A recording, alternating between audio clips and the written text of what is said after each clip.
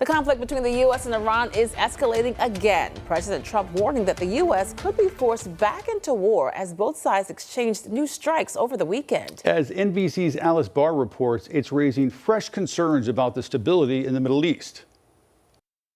This morning, hopes for peace with Iran battered by a weekend flare-up and fighting over the Strait of Hormuz. Though multiple outlets, including the Wall Street Journal, are now reporting the two sides have agreed to stop the strikes and continue peace talks. The Wall Street Journal citing officials from the U.S. and other countries involved in negotiations, though Iran has not confirmed an agreement. Vice President Vance on Friday downplayed the disruption, saying a ceasefire It's always going to be a little messy when you're dealing with the Iranians.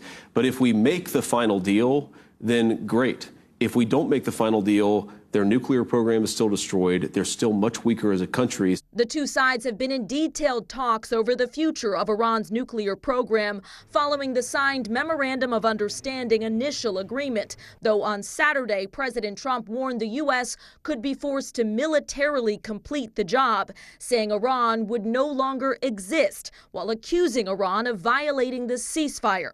After an attack on a ship in the Strait of Hormuz late last week, U.S. forces then fired on Iran, targeting missile and drone sites, with Iran firing back against U.S. military infrastructure in Gulf allies Bahrain and Kuwait. On Capitol Hill, Republicans largely backing the administration's approach. This is almost just a mop-up operation. We have to press them. If they strike us, we have to strike them back by 10. As some voice concerns. There's a lot of work to be done, and I just fundamentally do not trust the Iranians. With the path to lasting peace uncertain. In a further complication, Israel has continued its strikes in southern Lebanon.